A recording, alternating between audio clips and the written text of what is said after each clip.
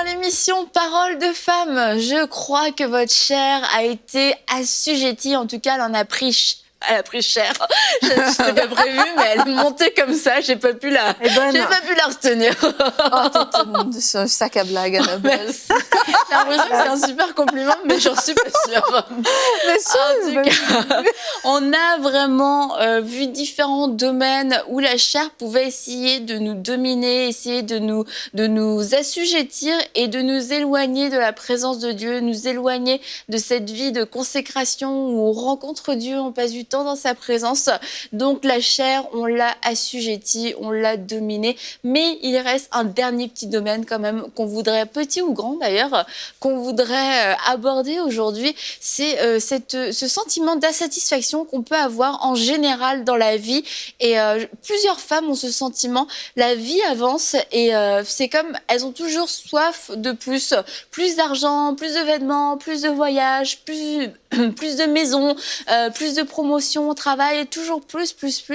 Et puis on essaye de s'accomplir un peu dans différents domaines de la vie. On fait des travaux, on change, on fait une réorientation professionnelle. Mais pourtant, le vide demeure. Et en fait, on va voir aujourd'hui que bien souvent, ces vides, c'est un appétit charnel de nous dire, vas-y, achète, consomme, fais encore, demande plus et tu vas être comblé. Mais au final, nous avons un bon trésor en nous qui peut nous rassasier, qui peut nous nourrir et qui fait que même si on ne fait pas de travaux chez nous, on peut être tout à fait épanoui, tout à fait heureuse. On peut faire des travaux chez nous, mais ce n'est pas la source de notre joie et notre source d'épanouissement.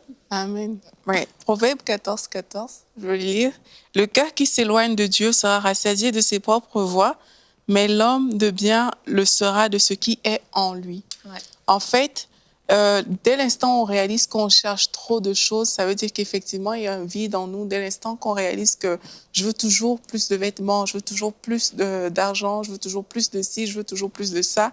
Quand ça devient comme ça une poursuite vraiment, quand ça devient de la convoitise, mais ça veut dire qu'il y a quelque chose qu'on a besoin de combler au-dedans de nous.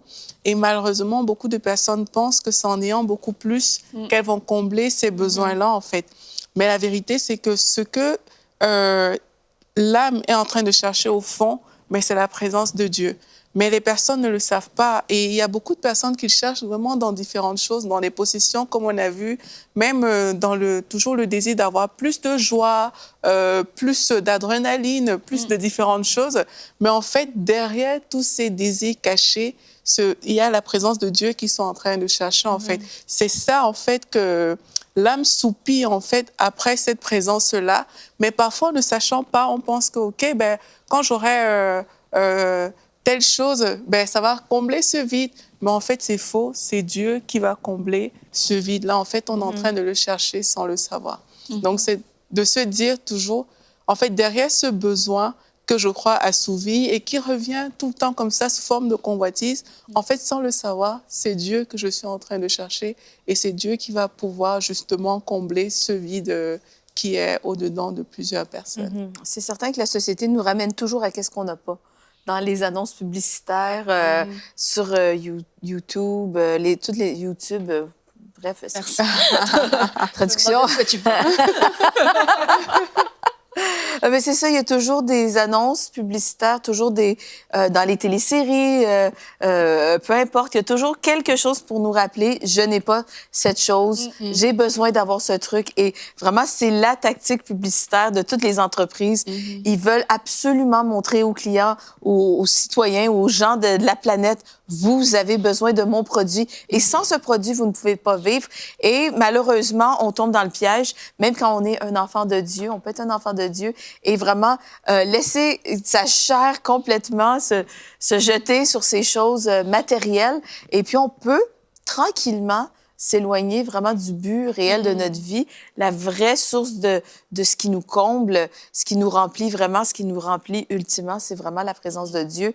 Et vraiment, c'est ça, c'est de s'arrêter aujourd'hui puis de dire, ben, est-ce que je suis quelqu'un de matérialiste? Parce que des fois, on peut se dire, ben non, mais moi, On le réalise pas. je suis chrétienne, c'est sûr, ça se peut pas que je sois matérialiste, j'ai pas été enseignée comme ça.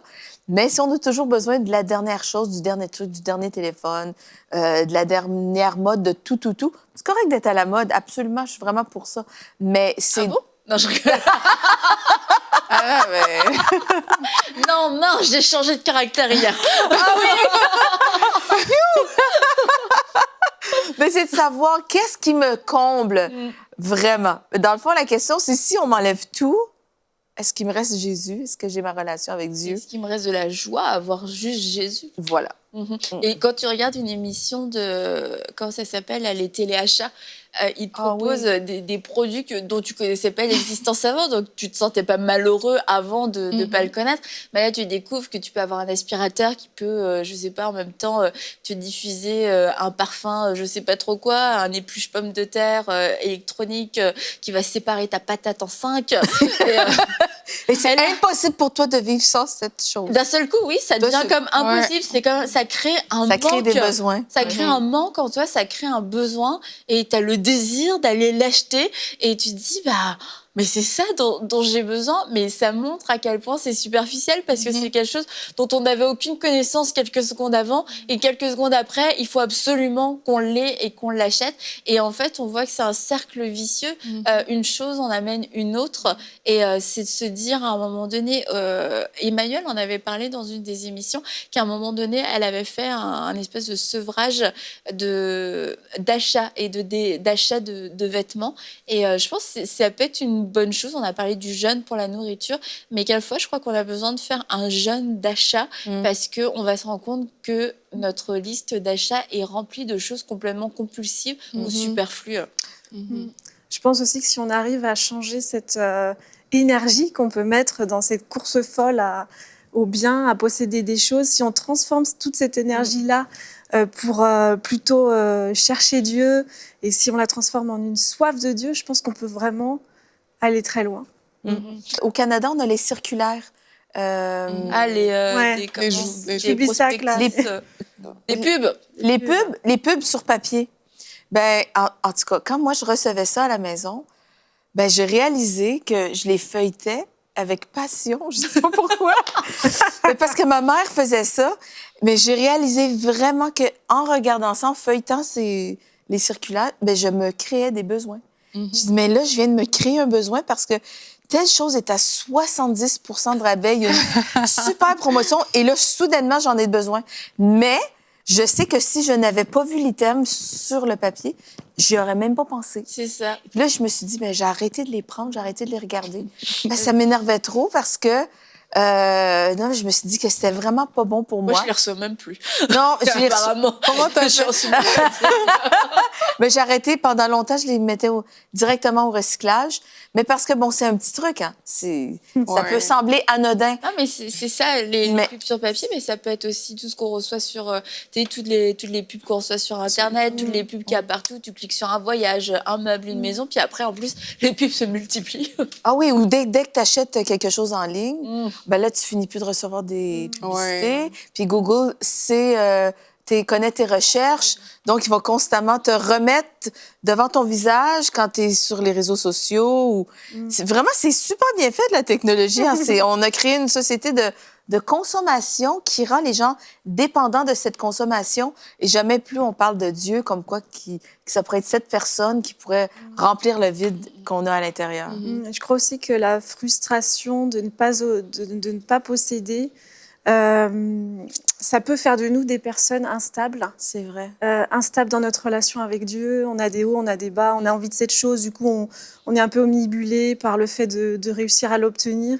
Et du coup, je pense pas que c'est ce que Dieu vraiment attend de nous. Et c'est pas ce qu'il aime voir en nous, des gens instables. Et je pense que vraiment la puissance réside dans la constance et que il nous faut pas nous servir... Pas nous nourrir aujourd'hui de l'étude qu'on a pu faire hier matin, mais chaque jour vraiment renouveler son étude et demain faire la même chose. Chaque jour, en fait, créer cette soif d'aller plus loin et transformer cette frustration en une soif, voilà, d'avancer avec Dieu. C'est bon. Puis il y a beaucoup de gens, justement, la frustration aussi vient du fait que en fait, leurs désirs sont calqués, en plus des achats, comme on a dit, de la vie de leurs voisins, de la vie de leurs proches, de la vie de leur entourage. Et ils se retrouvent comme ça à désirer des choses, voilà, parce que telle personne a cette voiture. Moi aussi, il faut que je me mette à niveau par rapport à X, par rapport à Y. Et là, vraiment, on tombe dans la convoitise des choses du monde, au lieu de convoiter la présence de Dieu. Et ça, parfois, c'est très facile de tomber dans ce piège-là.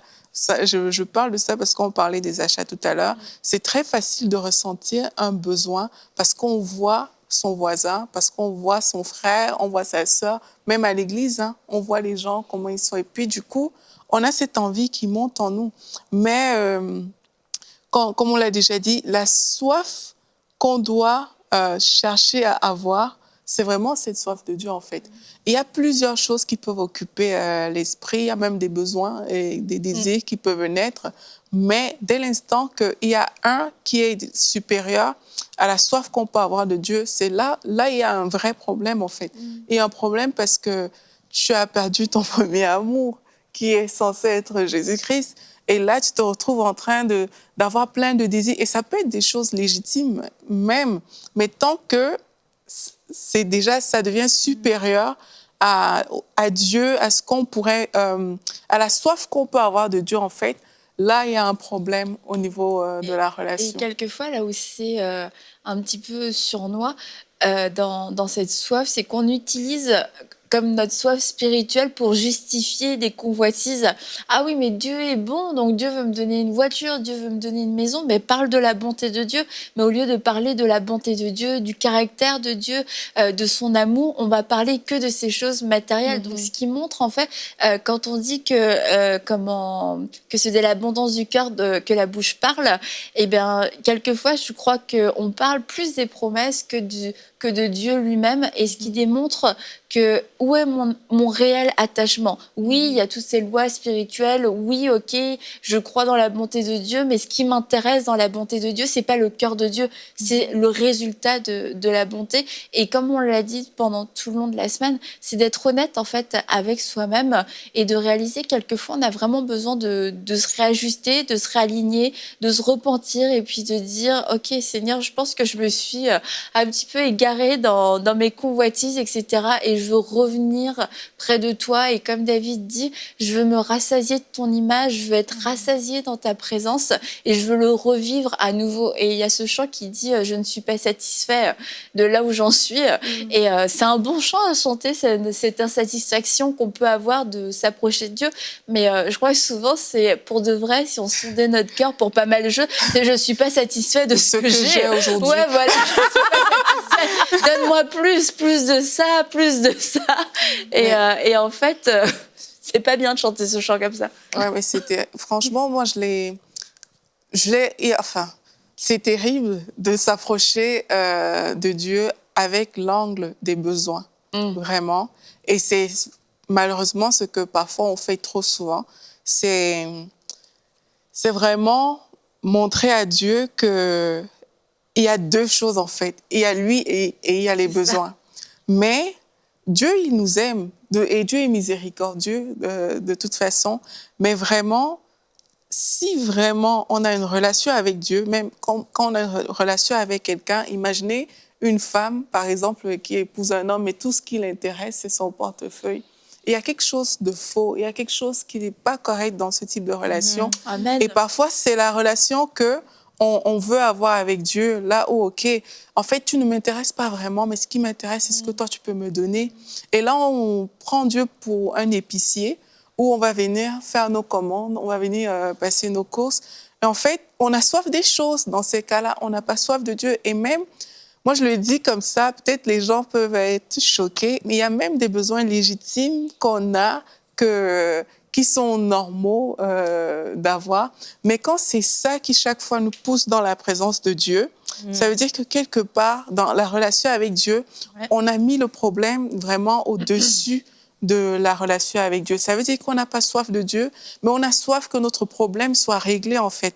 Et ça veut dire qu'il y a un biais quelque part, et il faut inverser cette tendance-là.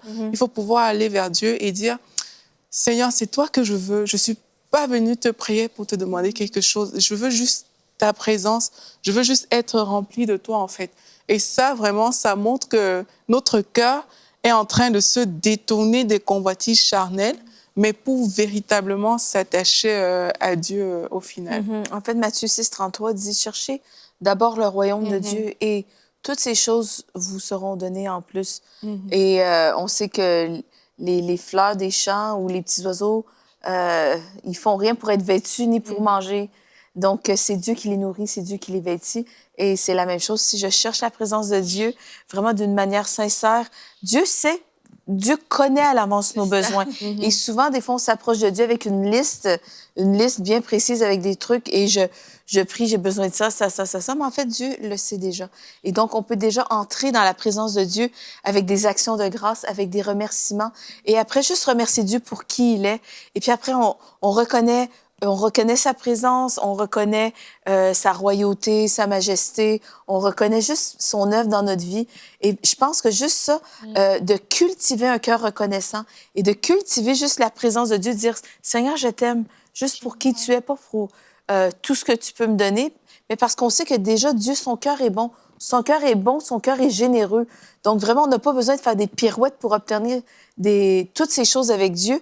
Il le sait ce dont nous avons besoin. Il faut juste que nous, on s'approche de lui avec confiance, avec assurance, et il va remplir notre vie vraiment de tout ce dont on a besoin quand on le remercie juste pour sa présence. Et juste le fait d'avoir sa présence dans notre vie, ça comble tous les besoins.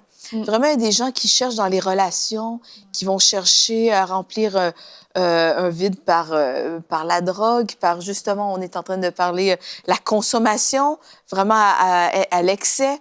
Il y en a qui sont jamais satisfaits de l'état de leur maison. Ça prend toujours des rénovations, des nouveaux meubles à toutes les saisons. Bon, peut-être que c'est un peu extrême, mais peut-être que je cherche pas à combler le vide de la bonne manière. Donc, je pense qu'il faut juste ramener vraiment nos priorités, au bon endroit et de dire, ben, c'est quoi mon réel besoin?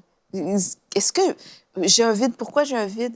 Ben, peut-être parce que je me concentre trop à la poursuite des choses au lieu d'être à la poursuite de Dieu. Et c'est une poursuite, c'est du vent, on n'arrive jamais à l'attraper. C'est pour ça qu'on est toujours insatisfait. Alors que quand tu es dans la présence de Dieu, que tu sais qu'il est là et que toi, tu es avec lui, ben en fait, t'es comblé, tu vas aller nulle part ailleurs, tu voudrais que ce moment-là dure toujours et tu te dis, mais c'est là que j'expérimente une plénitude complète, je suis rassasiée corps, âme et esprit. Et tu parlais tout à l'heure de stabilité, Magali, et c'est vrai que le fait de ne pas se sentir comblé, je crois, amène beaucoup d'instabilité et nous fait aller à droite et à gauche. Et j'ai la pensée qu'il y a des personnes qui ont construit leur vie sur la base de leur propre convoitise, leur propre envie, qui ne sont pas des trucs de péché, en fait. On part pas dans les boîtes de nuit s'enivrer et tout. C'est juste des voyages, des sorties, des excursions, des repas avec des amis, des brunchs ici et là. Et c'est comme, Dieu va nous accompagner dans notre programme qui nous plaît, plutôt que de demander à Dieu, c'est quoi ton programme? C'est quoi le programme pour cette journée? Mais aussi un programme de vie, parce qu'il y a des gens qui vivent vraiment pour le voyage, qui vivent pour l'aventure.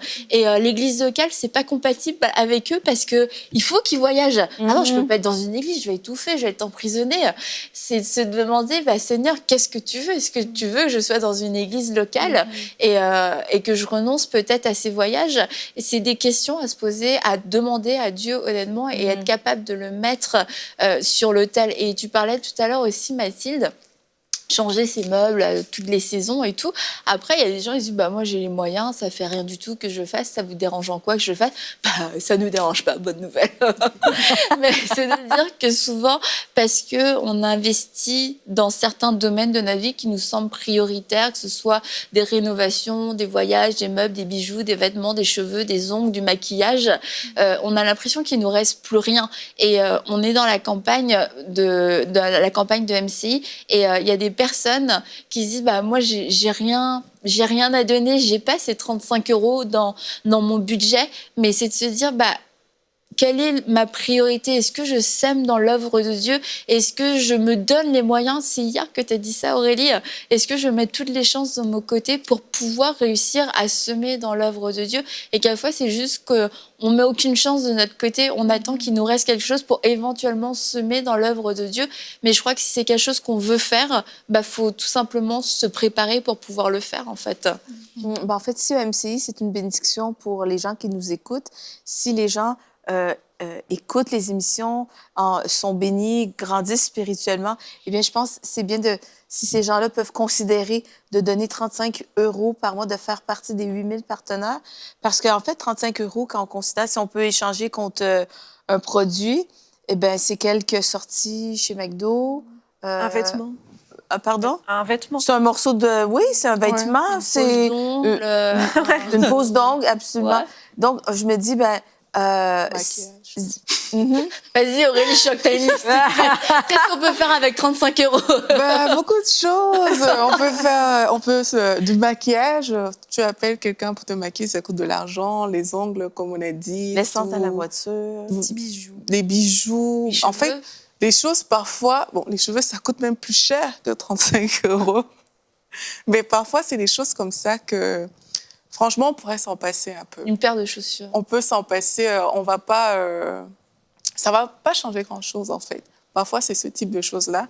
Et vraiment, quand on considère la valeur de ces choses par rapport à la valeur d'une vie, par rapport à la valeur d'une âme qu'on peut sauver, juste parce qu'on a contribué en donnant 35 €, en fait, il n'y a pas photo.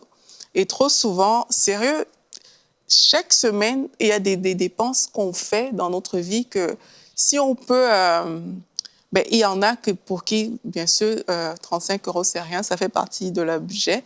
Mais il y en a juste que quand vous allez regarder les dépenses que vous faites, vous verrez que, en fait, si je me passe de ce vêtement-là cette semaine, ça ne va pas changer grand-chose. Ça n'a pas un grand poids dans ma vie, en fait. Mais si j'investis cet argent vraiment pour une vie, mais là, il y a quelque chose de solide que je suis non seulement en train de construire, parce qu'on est en train de bâtir quelque chose dans la vie de quelqu'un, mais en plus, la Bible dit qu'il y a plus de bonheur à donner, en fait, qu'à recevoir. En plus, on est en train de faire quelque chose qui édifie, on est en train de faire quelque chose de bien, en fait, dans la vie de quelqu'un. Donc, vraiment, moi, je ne peux qu'encourager les personnes qui nous écoutent. Ça va peut-être vous prendre un petit sacrifice, sacrifier peut-être votre maquillage, vos fossiles, ou je ne sais pas, votre coiffure, mais vraiment faire partie des 8000 partenaires, ce n'est pas un investissement vain. Il n'y a même pas de photo, en fait, par rapport à toutes ces choses qu'on peut avoir avec ce montant-là. Il n'y a vraiment pas photo. Donc, moi, j'encourage toutes les personnes qui nous écoutent aujourd'hui à faire partie des 8000 partenaires et à inviter même vos amis à en faire partie aussi. C'est aussi comme ça que, en fait, plus on est nombreux, plus l'œuvre avance plus vite et plus on a des résultats dans la vie d'un maximum de personnes. Inviter les gens à faire partie, ça, c'est vraiment une bonne idée parce qu'on peut dire... tu sais, moi, je pensais que je pouvais pas devenir partenaire. Je pensais que j'avais pas les 35 € par mois. Mais regarde, le Saint-Esprit m'a dirigée de cette façon et j'ai pu devenir partenaire. Et en fait, ça va encourager les autres. Alors que si tout le monde se dit, non, moi, je peux pas, ça décourage tout le monde. Mais on l'a vu aujourd'hui, cette semaine, on s'encourage par nos paroles. Et en fait, je voulais juste que tu donnes une liste de ce qu'on pouvait faire avec 35 €. C'est formidable tout ce que tu as dit. Voilà. Mais du coup, Mathilde, qu'est-ce que tu voulais dire? Oui, parce que je t'ai coupé la parole. Non, je voulais juste renchérir ce que tu disais que, en fait, quand on s'achète un truc, ça dure pour un moment ou une chose. Une fois que tu as mangé le repas chez McDo, il n'y en a plus. Ceci dit... C'est une chose certaine. Le 35 € investi à EMCI pour devenir partenaire, ça fait beaucoup de chemin. En fait, c'est que ça impacte une vie et c'est un don qui porte du fruit énormément de plusieurs manières. Ça va nous permettre d'avoir un nouveau bâtiment, ça va nous permettre de faire des conférences sur place, peut-être dans votre ville, et ça permet vraiment de faire poursuivre le message de la foi, le message de l'Évangile, le message de l'espérance en Jésus-Christ. Donc, vraiment, c'est quelque chose, c'est un investissement durable et ça a un poids éternel de gloire. Oui, c'est vraiment ce que je voulais dire. Et une des stratégies, quand tu habites au Canada, il y a des endroits où tu peux t'acheter du café à emporter. tout le temps. Et si tu t'achètes un café tous les jours en allant au travail, en fait, ça te revient au même, voire plus cher d'investissement en café que de devenir un partenaire mensuel à $35 par mois. Donc en fait, quelquefois, c'est juste... c'est un café par jour. Ouais, tu sais, c'est comme, on n'y pense pas, on a l'impression, non, tu sais, il n'y a rien dans ma vie où je peux couper. Et sincèrement, Dieu est un Dieu d'abondance. Je crois même pas qu'il demande de couper. Il demande peut-être de gérer différemment, de voir les choses différemment. Mais c'est sûr que Dieu est bon, quoi. On n'enlève pas la nourriture de la bouche de nos enfants, c'est certain. Non. Oui, ce que je voulais dire aussi, c'est que Dieu regarde, je pense, dans nos petits budgets, comment on utilise nos petits budgets. Tout à fait. Et pour que le petit budget devienne un gros budget par la faveur et par la grâce de Dieu, je pense que c'est important d'avoir ce genre de foi et de semence. Et c'est ça que Dieu va récompenser aussi, parce qu'il veut qu'on soit prospère dans tous les domaines de notre vie. Il veut qu'on puisse semer pour enseigner-moi, qu'on puisse semer dans un ministère pour qu'un tel s'achète un billet d'avion, pour qu'il aille faire des conférences. Il veut qu'un tel puisse publier des livres, ça demande de l'argent. Donc vraiment, on a besoin d'avoir de l'argent et Dieu n'est pas contre ça, au contraire. Et voilà, je ne sais plus ce que je voulais dire pour finir. C'était très bien. C'était ta dernière intervention du dernier jour de la semaine. Hein. Juste pour que tu le saches. Félicitations, Magali. En tout cas, moi, je prie que vous puissiez voir de façon spirituelle ce qui va se produire à partir de votre semence. Mathilde disait, il va se produire tellement de choses. Mais si on pouvait voir avec nos yeux cette semence quand elle part et le chemin qu'elle va faire partout où elle va aller dans la francophonie, la personne qu'elle va toucher, l'impact que ça va avoir. Et je pense que si on le voyait, qu'on réalisait que c'est pas une histoire d'argent, en fait, c'est une histoire d'âme, tout simplement, on serait beaucoup plus enclin à donner, on serait beaucoup plus enclin à revoir notre budget et à ne pas hésiter, parce qu'on se dit non, c'est ça que ça va faire, c'est le fruit que ça va produire, mais c'est certain que je veux en faire partie, c'est certain que je veux investir, c'est certain que je veux semer. Et la parole de Dieu nous dit de ne pas nous amasser des trésors sur cette terre, mais de nous amasser des trésors au ciel. Et chaque semence est une semence dont Dieu se souvient. Et chaque âme qui sera sauvée à travers de ce ministère, c'est vous qui avez participé et c'est un trésor que vous vous amassez aussi au ciel. Alors soyons plus concernés par ce trésor que nous sommes en train de nous amasser pour notre éternité, plutôt que tous ces trésors qui sont totalement éphémères. Comme disait Mathilde, un McDo, sitôt mangé, sitôt parti, sitôt dépensé, il reste absolument plus rien. Mais cette semence, il en restera quelque chose d'éternel, une âme sauvée pour l'éternité. Et comme disait Aurélie, il n'y a pas photo. Et comme disait Magali... Alors, je peux juste dire qu'en plus, on a de belles et grandioses demeures qui nous sont préparées au ciel. Ah, c'est bon, elle termine. C'est pas grave si on n'en a pas des grandioses ici, on peut aussi, mais... C'est vrai, nous récolterons avec abondance et nous serons dans une félicité complète. Donc, ne pensez pas que vous perdez quoi que ce soit sur cette terre. Cette vie est juste une vapeur qui passe. Et on vous souhaite une bonne fin de semaine. Et si vous voulez devenir partenaire, emcitv.com/8000. Peut-être vous êtes déjà posé la question de savoir, mais comment puis-je transformer des vies autour de moi? Eh bien, c'est possible en faisant partie des 8000 partenaires de MCI. Dès maintenant, donnons pour faire entrer EMCI dans une nouvelle saison. Pour faire votre don, rendez-vous sur emcitv.com/8000.